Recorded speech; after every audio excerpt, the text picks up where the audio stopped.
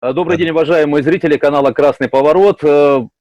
Сейчас внимание и российской, и международной общественности привлечено к событиям в Казахстане, где несколько дней уже происходят массовые протесты, в том числе трудящихся. Ну а сегодня это уже гораздо более широкий протест, нежели отдельные отряды рабочего класса Казахстана. Я попросил прокомментировать ситуацию того, что происходит сегодня в этой республике, Айнура Курманова, который является по должности, как я понял, сопредседателем социалистического движения Казахстана. да. И, в общем, человек, который много раз был в России. Если сейчас, Айнур, согласишься дать комментарий, где ты находишься, я понимаю, что не в Казахстане, за пределами. Да, я нахожусь сейчас на сегодняшний момент в Греции, где получил политическое убежище при поддержке товарищей из Всемирной Федерации профсоюзов, из Компартии Греции. Вот. Поэтому наблюдаешь так и со Со стороны, стороны. как Да. политический иммигрант. У нас остались наши товарищи, и наши сторонники и так далее, которые постоянно меня информируют о происходящих событиях там. Ну вот сегодня 5 января, почему я эту дату отмечаю, потому что буквально чуть ли не каждый час события меняются, и мы не знаем, что может произойти по итогам, может быть, даже нашего вот сегодняшнего разговора. Тем не менее, эта история, понятно, что не закончится в ближайший день-два. Ну и все-таки, если ставить вопрос, который волнует сегодня в основном, наверное, главным образом левых, да, коммунистов, социалистов, то он связан с тем, по какому пути пойдет развитие сегодняшнего протеста в Казахстане. Потому что если обратиться, скажем, к такому каналу, как Соловьев Лайв, ну, это, по сути, почти официальная СМИ сегодня государственных российских, да, рупоров пропаганды, то зрители накачивают такой версией, что в Казахстане сегодня будет развиваться не иначе, как украинский Майдан. Ну, вариант украинского Майдана, который, очевидно, что ни трудящимся как таковым, ни коммунистам, ни левым ничего доброго не принесет. Вот поэтому вот это главная тема, которую хотелось бы сегодня обсудить. Ну, а начать, наверное, надо от печки. Собственно, от чего пошел сегодняшний протест? Надо отметить, что в отличие от той же Украины, там, где и произошел Майдан, в Казахстане события начинались совершенно по-другому, с участием совершенно других сил. В частности, началось все именно с того, что начались стихийные выступления, митинги в городе Жанаозене Мангостауской области. После того, как 1 января стало известно, что повысились цены в 2 раза на сжиженный газ, которым пользуются все автолюбители как раз в Мангостауской области и в западных регионах страны, нефтедобывающих. Естественно, что на переднем крае вот этих выступлений оказались рабочие, нефтяники, нефтедобывающей промышленности, которые сами являются автолюбителями, используют этот газ. Причем, что надо отметить, что это был все-таки спусковой крючок или последней каплей, так сказать, возмущения, сформировавшегося социального недовольства как в регионе, так и в стране в целом. Вот. И после этого, после того, как люди, в основном, опять же таки, как я уже говорю, рабочие, либо безработные, вышли на улицы города Жанаозене, перекрыли дороги, а потом организовали стихийный митинг на центральной площади, после этого к протестам начали подключаться уже официально трудовые коллективы. Сперва сервисных компаний, а потом уже и основного производства. То есть сперва выступили в поддержку протестующих рабочие Узеньмунайгаза. Это компания, которая добывает нефть непосредственно в Жанаозене, в его окрестностях, которые бастовали в свое время 10 лет назад.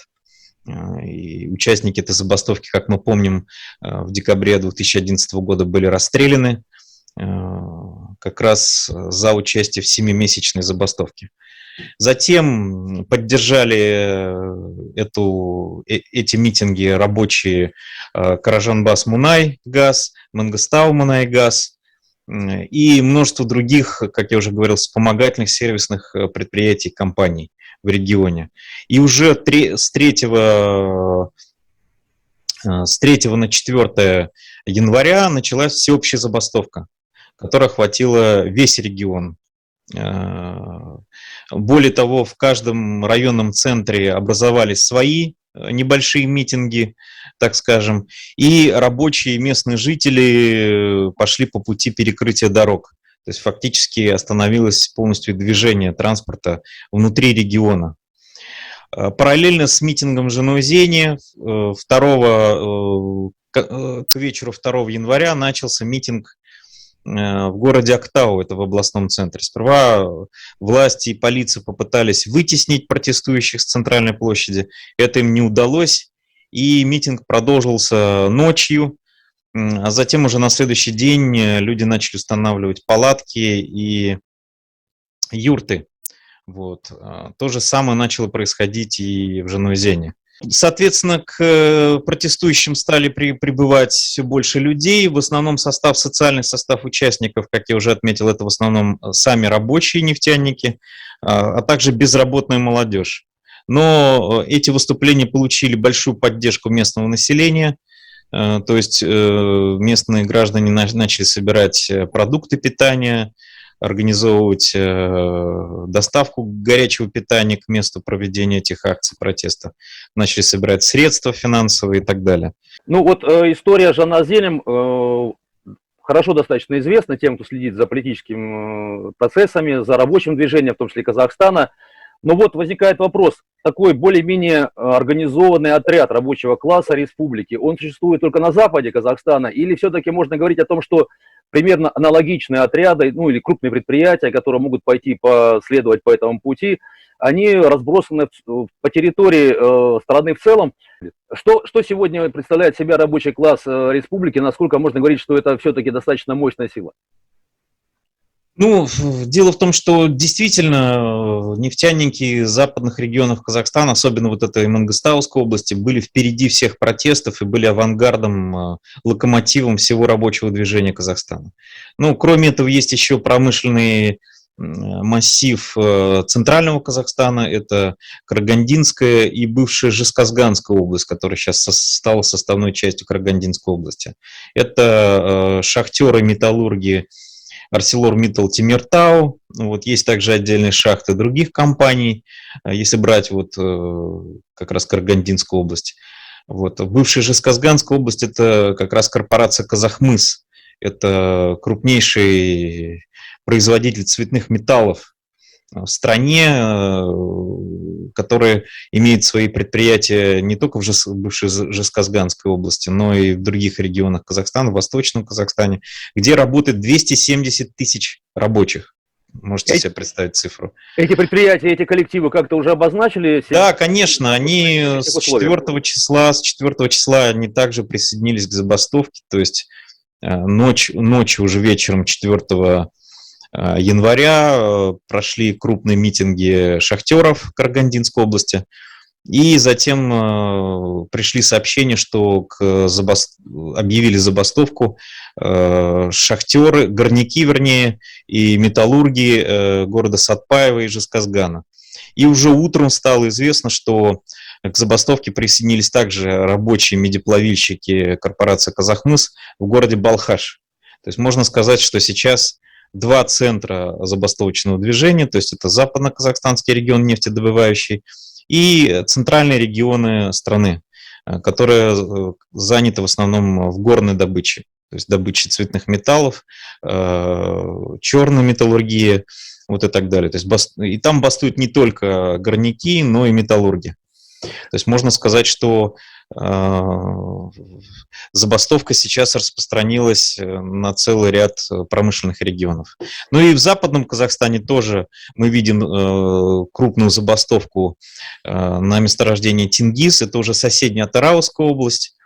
Она как раз поднялись там рабочие тоже утром 4 января, и забастовка началась в компании Тенгиз-Шевройл, вот, где 75% акций принадлежит американским компаниям, в частности, Шеврону, там, Экс-Мобилу и так далее. То есть можно сказать, что эти забастовки идут как раз в компаниях с участием иностранного и, в частности, западного капитала. То есть, если брать Казахмыс, то там владельцами акций являются, конечно, правящая семья Назарбаева, потому что младший брат первого президента страны и в совете директоров этой компании, корпорации. Ну а владельцами активов является в том числе королевская семья Великобритании, вот, и крупные, так сказать, бизнесмены из Англии и так далее. Но ArcelorMittal Тимиртау это принадлежит известному английскому миллиардеру индусского происхождения Лакшми Митталу. Я так понимаю, что вот картинка, которую сегодня транслируют, в том числе и российские СМИ, да, ну и либеральные СМИ, которые показывают некоторые, ну, некие там толпы, да, или там каких-то непонятного происхождения людей, и совершенно не показывается картинка, связанная с протестом организованных групп трудящихся. Это вообще сознательная политика по искажению ситуации, да? Я думаю, сознательно, причем как с одной, так и с другой стороны. То есть, естественно, что либералы, националисты, там, прозападные группы пытаются представить как некое общее протестное движение без упоминания как раз рабочих, социального классового состава этих митингующих. Ну, а те, кто, так сказать, так называемые охранители, они стараются представить это, что это вот какие-то там наймиты Госдепа, там непонятно откуда взявшиеся, по лекалам Украины откуда-то там какие-то взявшиеся активисты. Ну, все это из рода мифов. То есть мы видим, что в целом корни вот этого протеста, они чисто классовые. В отличие от Украины. Вот. Да. И требования были тоже социально-экономические с самого начала. Естественно, что сам протест политизировался, потому что он расширялся и географически, и включал все больше и больше масс, так сказать, безработных и других социальных слоев. Вот. Но первичные требования – это, естественно, снижение цены на газ со 120 тенге до 50 тенге за литр. Затем к этим требованиям были прибавлены другие требования, в частности, требования повышения заработной платы на 100%, улучшение условий труда, заключение коллективных договоров, признание независимых профсоюзов. В частности, в Западном Казахстане это строительство новых предприятий, потому что надо учитывать, что люди живут в регионах сплошной безработицы, где просто нет никаких других предприятий, кроме предприятий нефтедобычи. Все остальные заводы, предприятия перерабатывающей промышленности были уничтожены, ликвидированы во время приватизации вот этих неолиберальных реформ 90-х годов. Айнур, я еще задам вопрос по поводу все-таки структуры сегодня рабочего движения. Ну, на самом деле мы из России, ну, а ты, наверное, из Греции, да, но тем не менее мы из России с некоторой такой завистью смотрим на процессы, которые происходят в Казахстане с точки зрения как раз организованных выступлений рабочего класса Казахстана и 10 лет назад, да, хотя они закончились тогда достаточно трагически, да, и последующие репрессии, да, конечно, не добавляют энтузиазма. Тем не менее, мы видим организованные проявления борьбы, классовой борьбы трудящихся за свои права. Вот те группы, те организованные отряды или массовые мероприятия в виде забастовок, которые сегодня проходят на различных нефтедобывающих, там, металлургических, там, значит, горнодобывающих предприятиях, они проводятся кем все-таки? Это профсоюзы. Это какие-то, ну, возникающие вне рамок профсоюзов официальных там, или неофициальных рабочие группы, организованные трудящихся, где есть свои лидеры. Вот все-таки субъект протеста, он сегодня так размазан, да, вот в информационном пространстве, но есть же какие-то люди конкретные, да, лица там молодые, пожилые, в общем, знаком ли ты с ними, насколько они могут сегодня выступить в качестве такого активного, в том числе публичного политического игрока? Ну, вы, наверное, знаете, что независимые профсоюзы все в Казахстане были ликвидированы. Наряду, кстати, со всеми политическими партиями, в том числе вот, ликвидирована После 2011 года, да? А после 2011 года был принят закон о профсоюзах, драконовский, в 2014 году, который в нарушении Конвенции Международной организации труда, так сказать, ввел определенные ограничения на создание новых профсоюзных объединений и там, потребовал перерегистрации всех профсоюзов и вступления их в существующие, по сути. То есть я не буду сейчас объяснять все эти тонкости этого закона о Да. профсоюзах, но в итоге все это привело к тому, что по суду было в Казахстане ликвидировано более 600 профсоюзов. Последняя независимая конфедерация независимых профсоюзов в стране была ликвидирована через суд в 2017 году. Как раз после этого были арестованы и потом осуждены на разные сроки 4 лидеров вот этой конфедерации независимых профсоюзов. В регионах тоже эти все независимые профсоюзы были уничтожены, разгромлены. Ряд активистов были уволены, подверглись также репрессиям там, и так далее. Поэтому на сегодняшний момент на себя взяли, так сказать, основную организующую функцию так называемые инициативные группы, которые, собственно говоря, активно действовали раньше, во время прежних забастовок. То есть можно их назвать протопрофсоюзами, ну, которые вот такая форма самоорганизации, где люди объединяются, продумывают свои действия, готовят забастовки, создают кассу или фонд помощи на случай крупных акций и так далее. Вот. Но понятно, что координировать на уровне всей республики в ситуации вот этих тотальных репрессий и уничтожения всех организаций практически было невозможно. Поэтому такую функцию идеологического штаба на себя взяли жанаузенские нефтяники. Поэтому с них все и началось.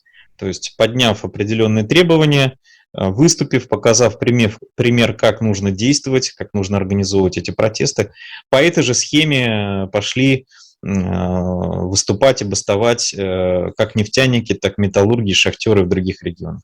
Ну, это с учетом того, что у них есть собственный опыт забастовок, потому что нельзя сказать, что шахтеры и металлурги Карагандинской области или там медиплавильщики и горняки бывшей Жезказганской области не имеют своего опыта. Они тоже бастовали в течение последних 10 лет неоднократно, добиваясь повышения заработной платы. Вот, и там проводили захватные забастовки. И сейчас просто вот этот опыт, эта традиция наработанная с учетом того, что существует слой активистов на этих предприятиях, он просто сейчас сработал. В основном это молодые люди, конечно, от 20 до 30 лет, так сказать, условно. Они являются главными двигателями вот этой классовой борьбы забастовочной на местах. Вот. Естественно, выдвигаются новые лидеры, активисты, но они пока не так заметны, потому что сами понимаете, что именно вот в ситуации репрессий все прекрасно понимают, что как только появятся уже официальные структуры, там, лидеры их начнут преследовать. Хотя одно из главных требований вот забастовок прошлого года, потому что в Мангостаускую область сотрясали забастовки в течение всего прошлого года, и не только Мангостаускую область, но и весь западный регион. Опять же, в основном на предприятиях с участием иностранного капитала. Там одно из требований этих забастующих было в том числе признание их независимых профсоюзов. То есть борьба, на самом деле, за признание и свободу профсоюзной деятельности велась всегда.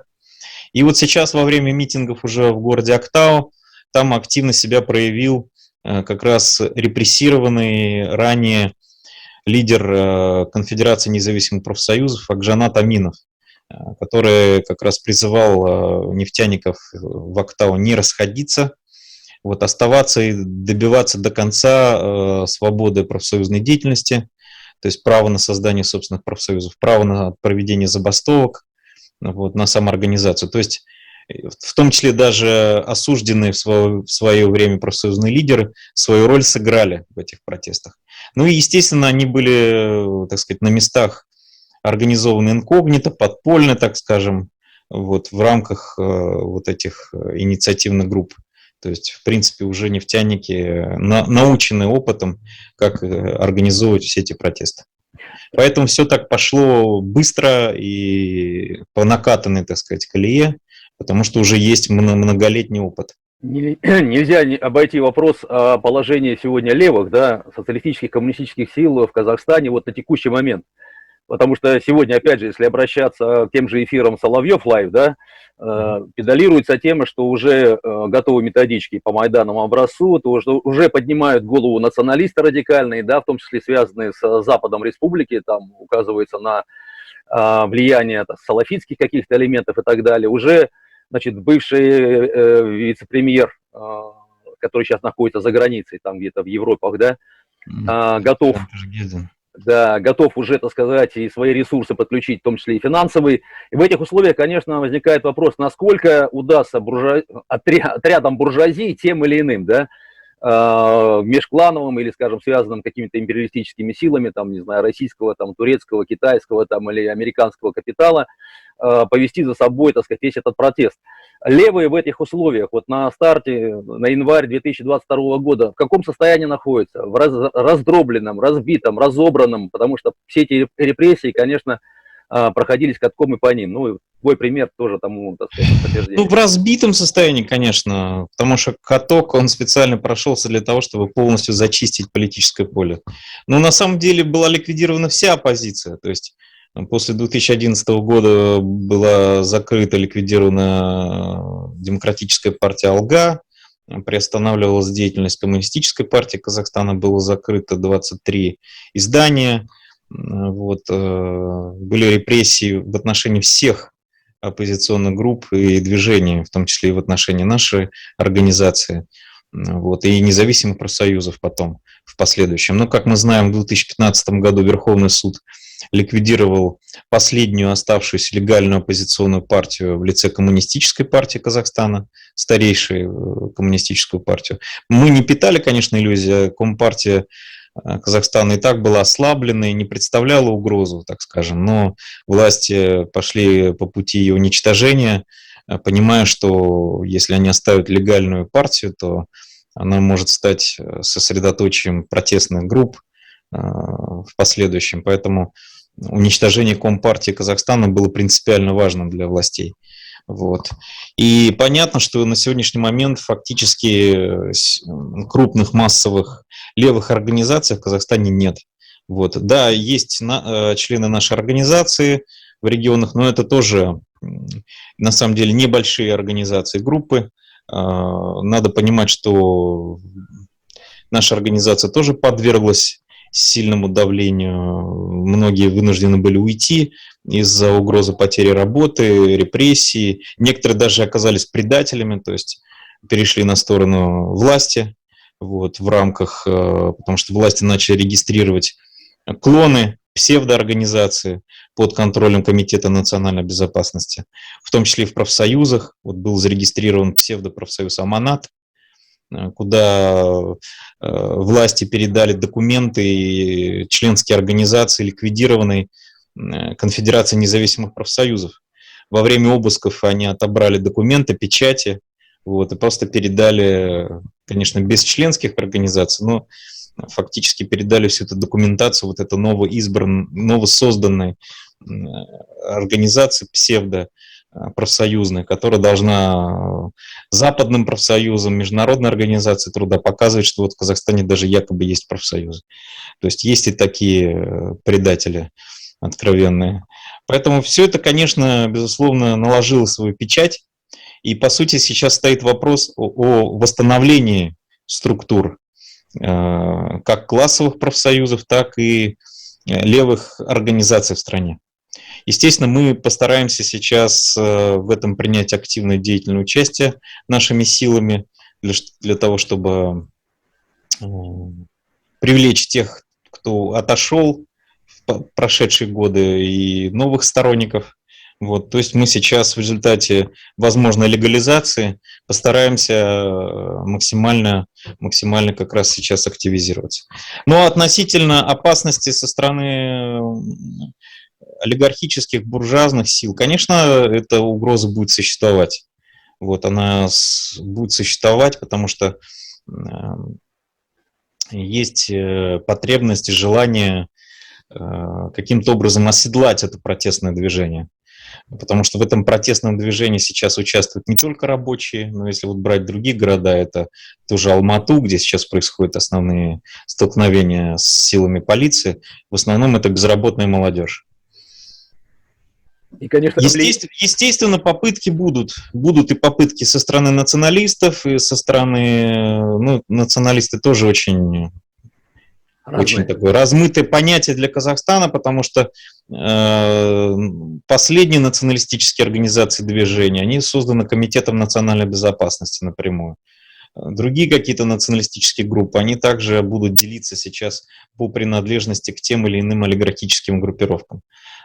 Те вот олигархи из-за рубежа, вот вы назвали там бывший премьер-министр Кожегельдин, еще там некоторые деятели, да, они может быть, связаны с Западом, при поддержке США, ЕС будут тоже стараться каким-то образом вернуться и оседлать это народное протестное движение. Все эти угрозы, безусловно, существуют, их нельзя отбрасывать, но и в то же время нельзя демонизировать.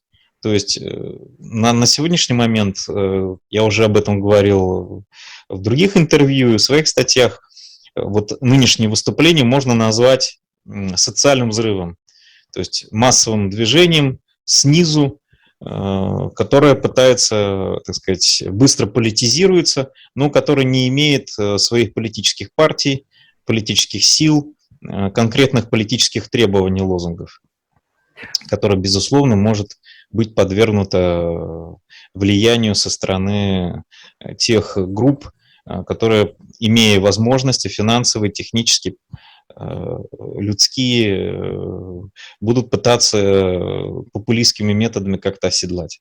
Это реально. Это большая угроза, и вот сейчас наша задача активно сейчас участвовать, хотя бы идеологически, политически направлять рабочее движение вот, в сторону осуществления своих исконных классовых требований. Свобода профсоюзной деятельности, право на создание своих профсоюзов, на свободу проведения забастовок, создание своих политических партий. Вот. Сейчас это наша главная задача. Я единственное, что хотел добавить, что сейчас на сегодняшний момент в такую идеологическую повестку именно рабочему движению, по сути, диктует Жанаузень, потому что там до сих пор идет митинг.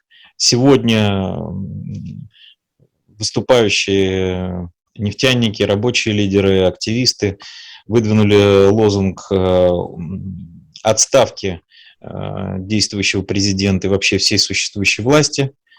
Это первое. Второе, возврата Конституции 1993 года, который фактически декларировал или декларирует все эти демократические права и свободы.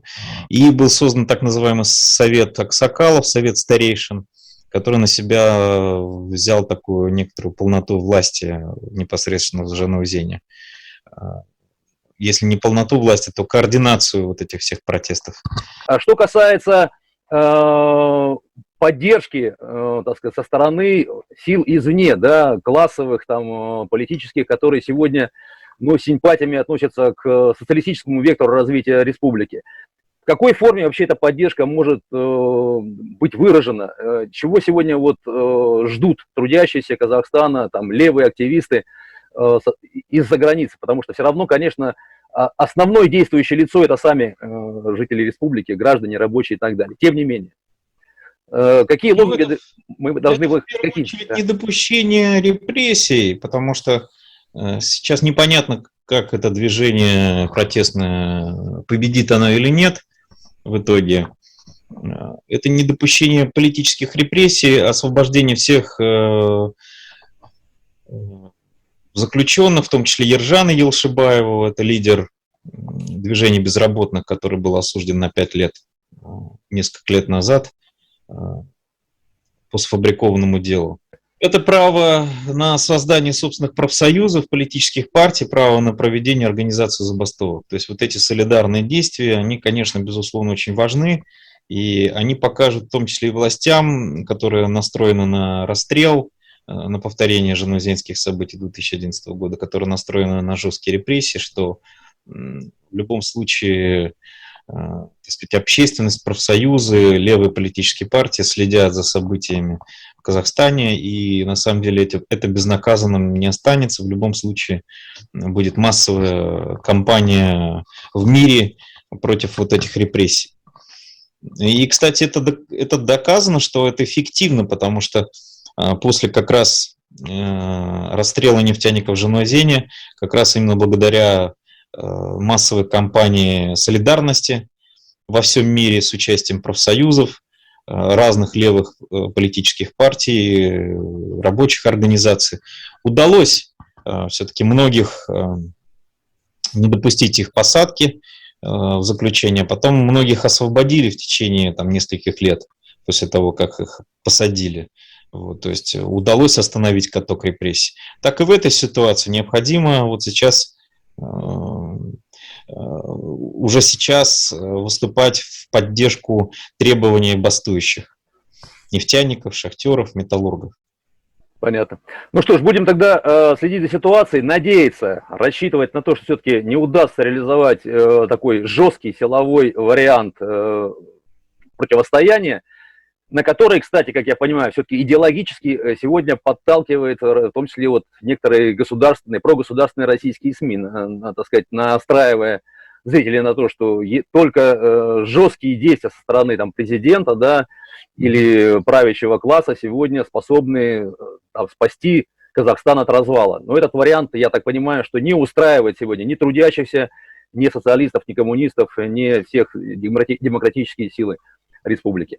Да, просто еще тут непонятно, потому что само правительство казахстанское, оно прозападное. Здесь вот этой конспирологические теории о том, что это все было подстроено как-то со стороны Запада, они не работают, потому что именно страдают сейчас западные компании в результате вот этих забастовок на сегодняшний момент.